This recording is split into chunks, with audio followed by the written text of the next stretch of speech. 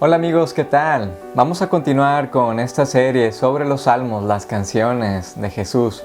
En esta ocasión vamos a ver el Salmo 126, un salmo muy cortito, pero tan profundo y lleno de gran esperanza para nosotros en medio de las situaciones en las cuales nos estemos encontrando. Así que voy a hacer lectura a este salmo en la versión de la Biblia de las Américas y podéis seguir la lectura en la pantalla. Y dice así: Cuando el Señor hizo volver a los cautivos de Sión, éramos como los que sueñan. Entonces nuestra boca se llenó de risa y nuestra lengua de gritos de alegría. Entonces dijeron entre las naciones: grandes cosas ha hecho el Señor con ellos. Grandes cosas ha hecho el Señor con nosotros. Estamos alegres. Haz volver, Señor, a nuestros cautivos como las corrientes en el sur. Los que siembran con lágrimas segarán con gritos de júbilo. El que con lágrimas anda, llevando la semilla de la siembra, en verdad volverá con gritos de alegría trayendo sus gavillas. Esta es la palabra de Dios. Oremos. Muchas gracias, Padre, por este salmo tan corto, pero tan lleno de esperanza, de una esperanza que está por venir. Te pedimos que abras nuestros ojos y nuestro entendimiento para ver las maravillas de tu Evangelio a través de este salmo y cómo este salmo vislumbra a nuestro Señor Jesús. Ayúdanos, te lo pedimos en tu nombre santo. Amén.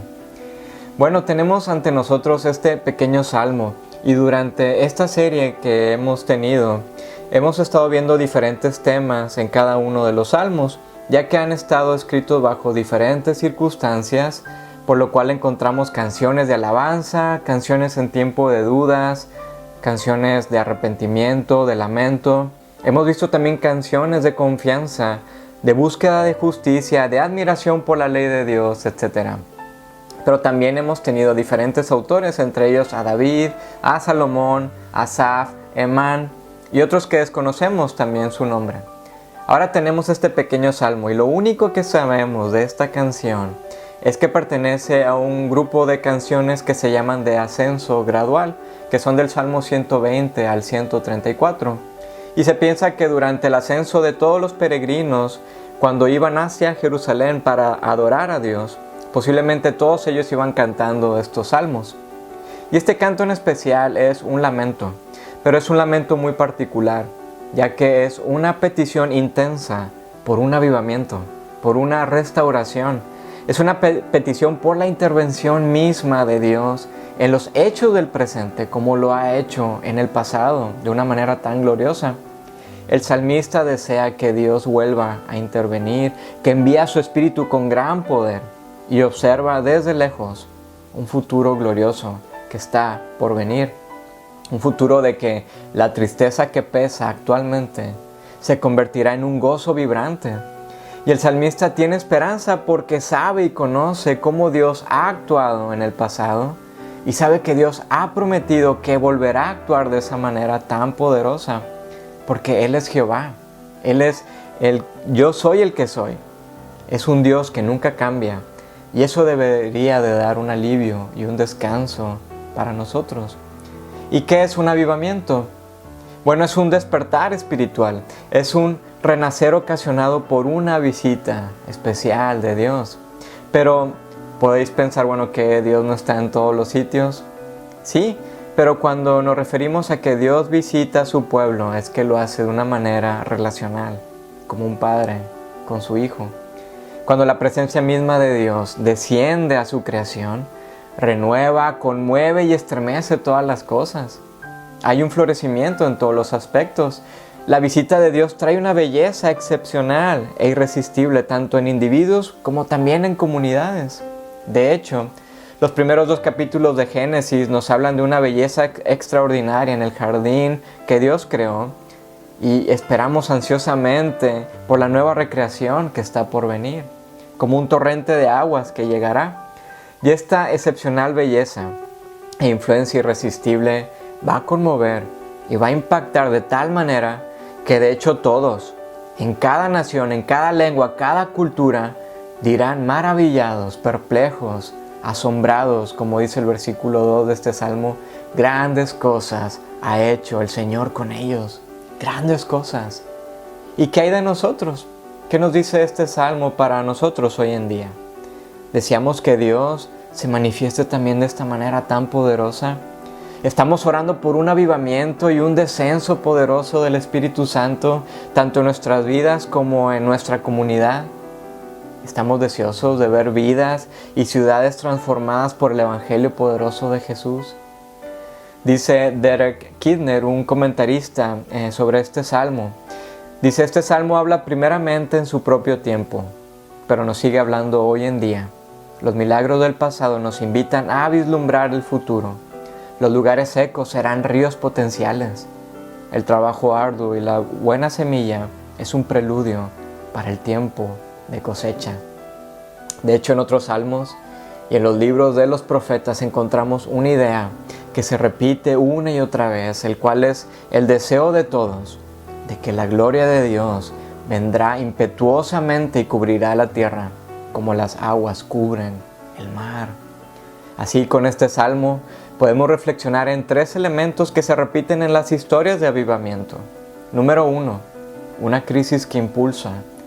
Número 2, una visita que renueva. Y número 3, un avivamiento que estremece. Así que tenemos una crisis que impulsa y vemos a partir del versículo 1 al 4, cuando el Señor hizo volver a los cautivos de Sión, éramos como los que sueñan. Entonces nuestra boca se llenó de risa y nuestra lengua de gritos de alegría. Entonces dijeron entre las naciones, grandes cosas ha hecho el Señor con ellos. Grandes cosas ha hecho el Señor con nosotros, estamos alegres. Haz volver, Señor, a nuestros cautivos como las corrientes en el sur. Así que el autor de este salmo comienza recordando la intervención de Dios con su pueblo, cuando de hecho todo se volvió de una alegría tan inmensa que parecía que no fuera verdad. Era demasiado grande para ser cierto. Parecía como si fuera un sueño. Por ejemplo, la salida del pueblo de Israel de Egipto es un testimonio poderoso de algo tan increíble para ser cierto. Porque un pueblo que estuvo bajo la esclavitud del dominio egipcio, un imperio que era el más fuerte del mundo antiguo, estuvieron por más de 400 años ahí, y salir de esa esclavitud no por una revolución o una guerra o a través de actos de insurrección, no, sino por la misma intervención de Dios, la misma mano de Dios. Todo esto fue tan increíble. El libro de Éxodo registra de una manera tan poderosa con la cual Dios envió diferentes plagas para demostrar a Faraón y a los egipcios, incluso a los mismos israelitas, de que Él es el Dios vivo y no una invención fantástica de los hombres. Es un Dios creador, quien procura y cuida constantemente de su pueblo. Y si todavía las plagas llegaron de una manera sorprendente y eso no fuera suficiente para demostrar el gran poder de Dios, bueno, todavía hubo algo mucho más asombroso y soberbio. De que en medio de lo que parecía el final de los israelitas, cuando quedaron encerrados entre el Mar Rojo y detrás de ellos todo el grupo militar de los egipcios, Dios hizo lo que nadie esperaba. Él abrió el Mar Rojo y su pueblo cruzó en seco. Tan pronto cruzó el pie del último israelita, las aguas se cerraron nuevamente, impetuosamente, y ahogaron a toda la caballería egipcia. Pero ¿cómo comenzó todo esto? Bueno, gracias a una crisis tan grande que impulsó a los israelitas a clamar por la intervención misma de Dios. No había otra manera. Nos dice el pasaje de Éxodo 2. Y los hijos de Israel gemían a causa de la servidumbre y clamaron, y su clamor a causa de su servidumbre subió a Dios. Oyó Dios su gemido, y se acordó Dios de su pacto con Abraham, Isaac y Jacob, y miró Dios a los hijos de Israel, y Dios los tuvo en cuenta. ¿Que se había olvidado Dios de su pueblo? Y estaba de pronto como, ups, ¿no me acordaba de ellos? No. El uso de la palabra acordar o recordar significa que Dios está por actuar poderosamente por el bien de las personas o por un pueblo entero. Dios había hecho un pacto, pero también permitió que su pueblo viviera y sufriera las consecuencias de su desobediencia por su pecado. La crisis de la esclavitud impulsó entonces a los israelitas a buscar a Dios y a orar y clamar y orar hasta que Dios actuó. Él se acordó de su pueblo e intervino no de cualquier forma, sino con un poder sin igual. El autor del Salmo 126 entonces recuerda cómo Dios ha estado siempre rescatando a su pueblo e interviniendo siempre en el curso de la historia.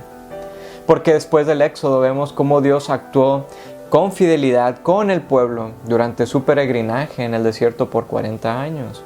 Y encontramos que todas las naciones que habían escuchado la gran historia del rescate de un pueblo tan numeroso y que era dirigido por un Dios que era totalmente diferente a sus dioses, todas las naciones, incluso las más lejanas, temían a esta nueva nación y decían: grandes cosas ha hecho el Señor con ellos. Es interesante que Dios es quien siempre se acuerda de su pacto y de su pueblo. Nosotros somos los olvidadizos. Y ahora, en un tiempo de crisis, de exilio, el salmista se acuerda de quién es Dios y cómo la alegría invadió a aquellos que fueron impactados por este Dios lleno de gracia y salvación. Dice: nuestra boca se llenó de risa y nuestra lengua de gritos de alegría. No tenemos mucha información sobre qué periodo de exilio habla el salmista. La traducción que tenemos nos dice volver a los cautivos de Sión, aunque una traducción literal sería restaurar la fortuna o el porvenir de Sión. Muy probablemente este salmo se escribió después del exilio babilónico. Los periodos que conocemos de cautiverio de Israel bajo otros imperios habían sido pues el egipcio, después el asirio, el babilónico y el persa. Pero independientemente de cuál exilio se refiere el autor, lo crucial es que hay una crisis que impulsa al salmista a buscar intensamente a Dios y recordar los periodos de bendición y de prosperidad. Así también nosotros, amigos, nos encontramos en medio de un exilio espiritual, porque estamos fuera de casa y estamos en medio de una crisis que nos agobia totalmente. Y tal vez buscamos las respuestas ya sea en el gobierno, o en la ciencia, o el progreso, o en el humanismo, o incluso en la religión misma. Y nos topamos con una desesperanza que incluso nos vuelve ya sea o deprimidos o cínicos.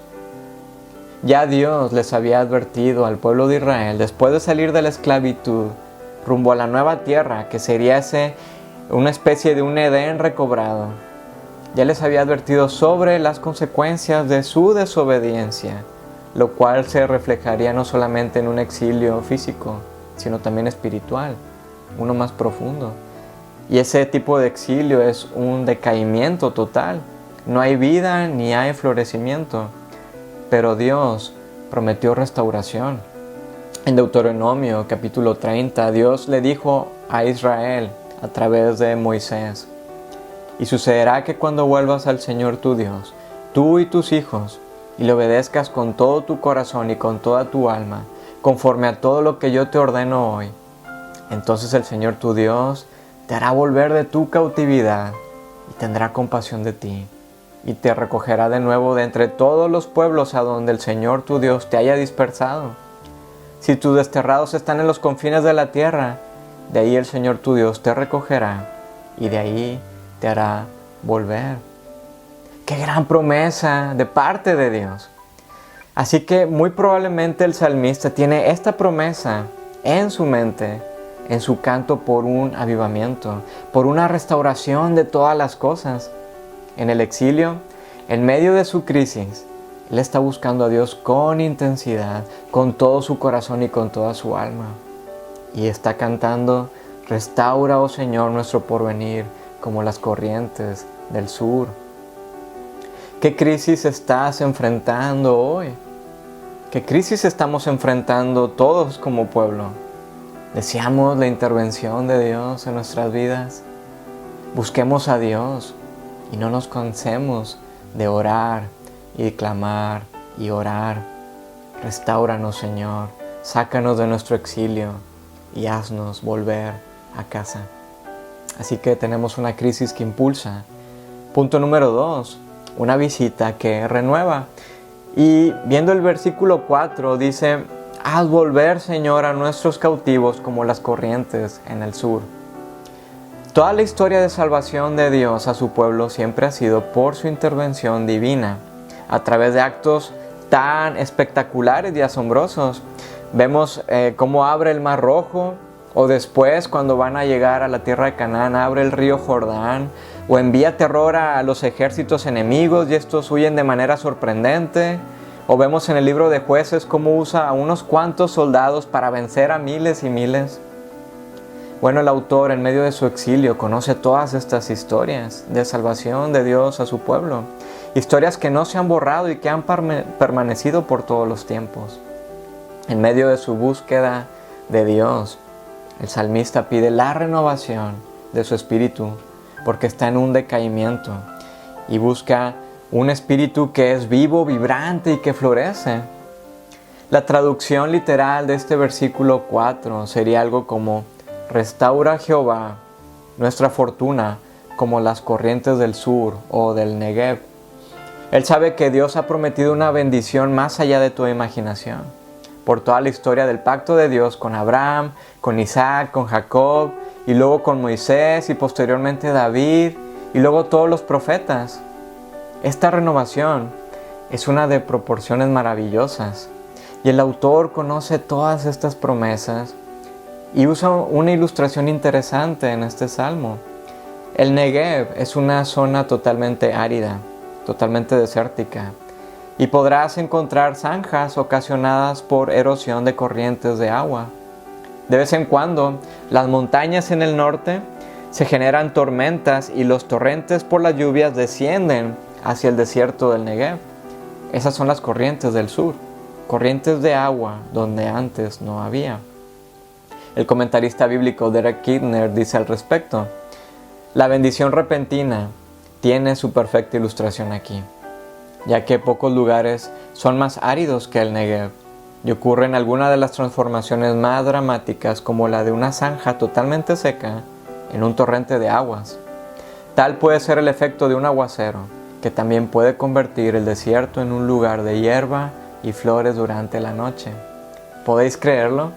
Que un lugar que es totalmente seco de pronto se convierte en un lugar donde hay vida abundante.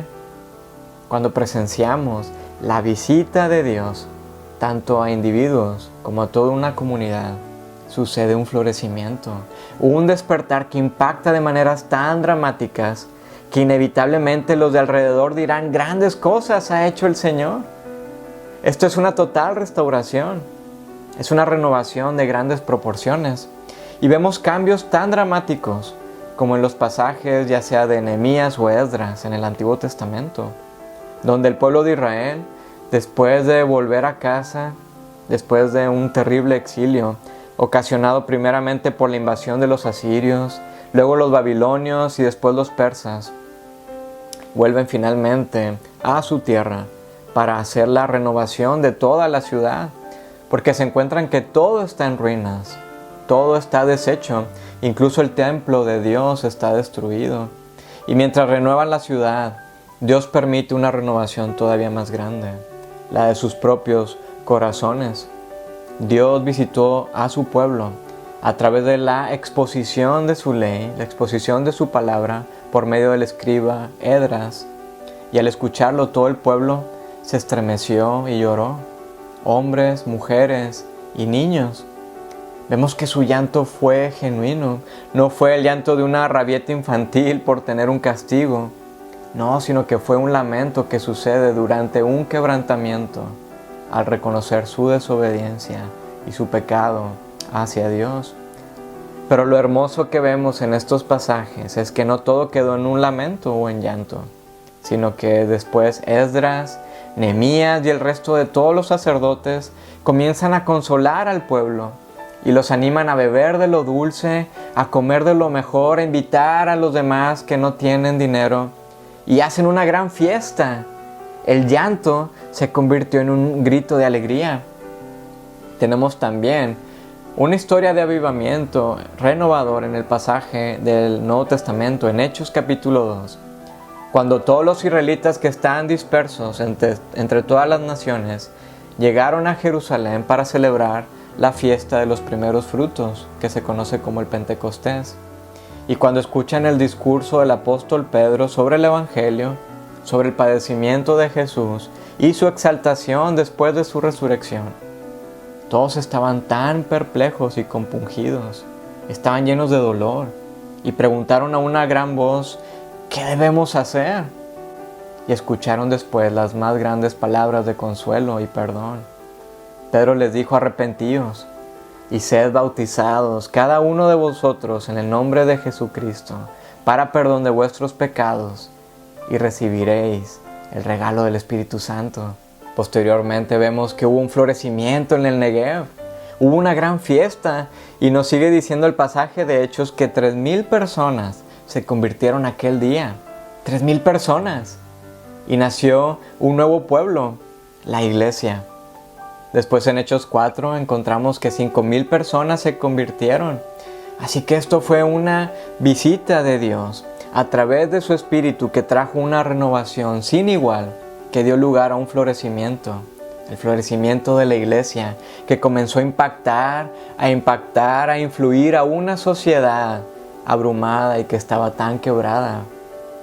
Así que un avivamiento es entonces una obra causada por una visita de Dios, en la que la iglesia se embellece y se fortalece, porque las operaciones normales del Espíritu Santo, que son la convicción de pecado, el disfrute de la gracia y el acceso a la presencia de Dios, se intensifican grandemente. Y esta renovación es de un impacto profundo en todos los alrededores. Esta renovación es una corriente de agua fresca que fluye como un torrente y que da vida y que impacta e influye a los demás. ¿Deseamos esta misma renovación en nuestras vidas? ¿Queremos impactar a nuestros vecinos, a nuestros familiares o compañeros de trabajo?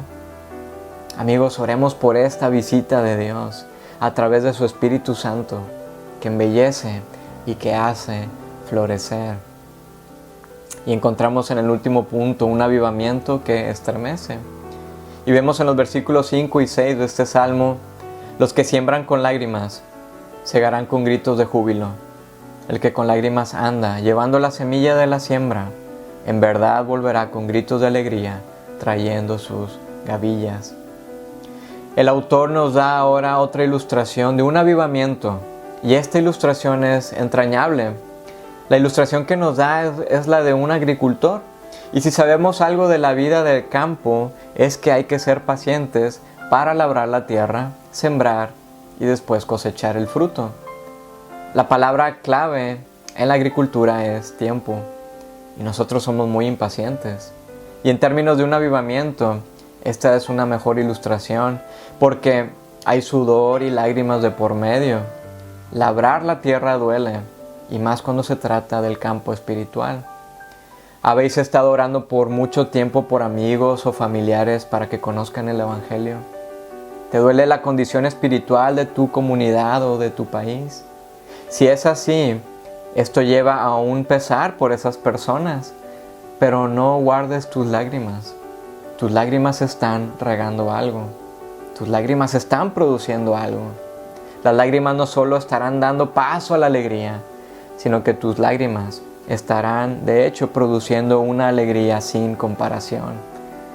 Encontramos, por ejemplo, en la historia de los profetas, lágrimas y dolor por la situación del pueblo de Israel.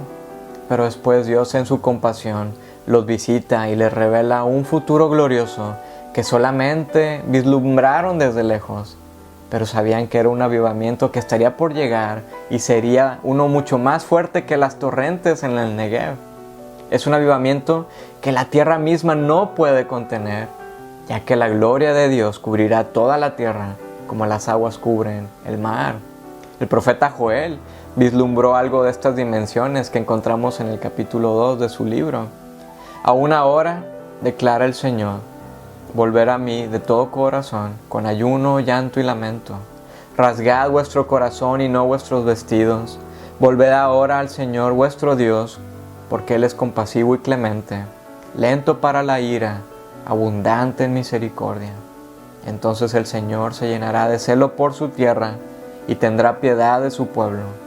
Y sucederá que derramaré mi espíritu sobre toda carne, y vuestros hijos y vuestras hijas profetizarán, vuestros ancianos soñarán sueños, vuestros jóvenes verán visiones, y aún sobre los siervos y las siervas derramaré mi espíritu en esos días.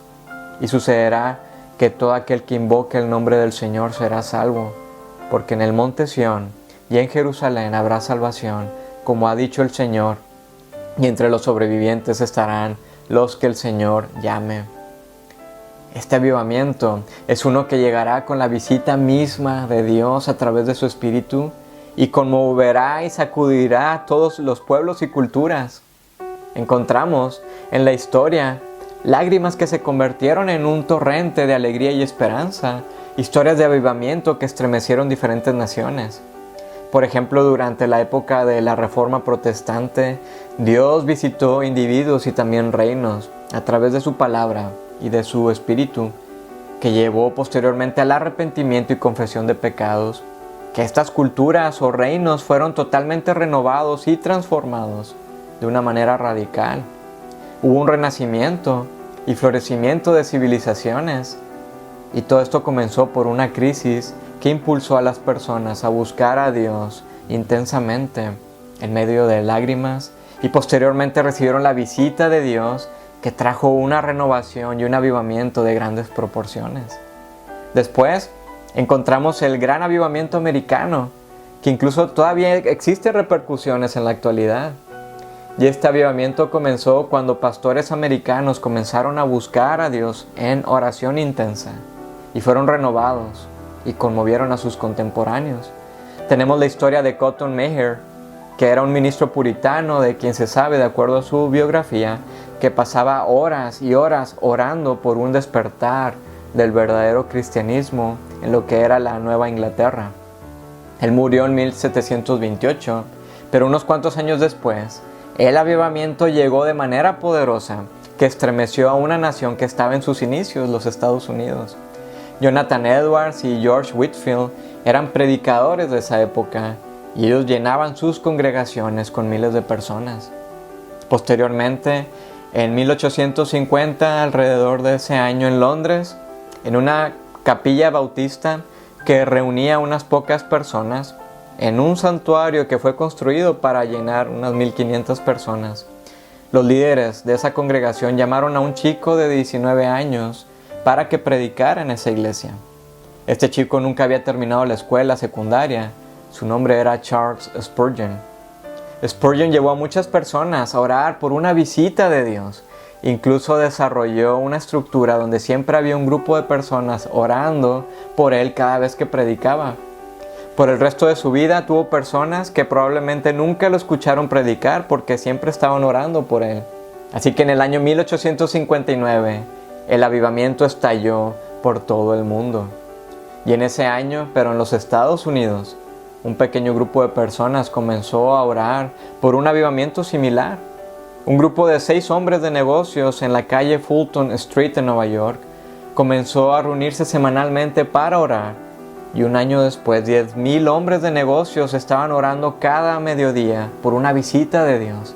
Así que estalló otro avivamiento. ¿Y qué decir de los avivamientos en Corea del Sur, donde actualmente residen las iglesias más grandes del mundo? Y también el gran despertar en Latinoamérica. Todas estas historias están impregnadas de lágrimas de arrepentimiento, lágrimas de afecto por las personas y lágrimas de servicio. Todas estas lágrimas produjeron un gozo sin precedente que conmovió diferentes naciones y culturas en diferentes tiempos y épocas. Y todas esas lágrimas y todas nuestras lágrimas nunca han sido menospreciadas por Dios, porque encontramos en los evangelios al varón de dolores, a Jesús, Dios hecho hombre, que padeció nuestro dolor y se compadece de nuestras debilidades, quien lloró por la muerte de su amigo, quien lloró por la presencia de la muerte, quien lloró al ver a su pueblo perdido como ovejas sin pastor, quien lloró en el jardín de Getsemaní al saber que cargaría con todo el peso cósmico de la ira de Dios por causa de nuestros pecados. Pero este mismo Jesús, interesantemente, comenzó su ministerio con una fiesta, realizando su primer milagro, que fue el convertir agua en vino, de hecho en el mejor vino. Este milagro no trajo sanidad a alguien, no resucitó a un muerto, sino que solamente convirtió agua en vino. ¿Por qué? Bueno, porque Jesús estaba inaugurando su ministerio de servicio, demostrándonos que Él es el Señor de la fiesta y del gozo. Él es quien tiene el mejor vino. Jesús demostró que Él es la fuente de la verdadera felicidad, que aunque nuestras lágrimas nos invaden, en medio de nuestro exilio, durante nuestra ardua labor en la tierra, recogeremos una cosecha sin igual que nos impulsará a gritar de alegría y a hacer fiesta.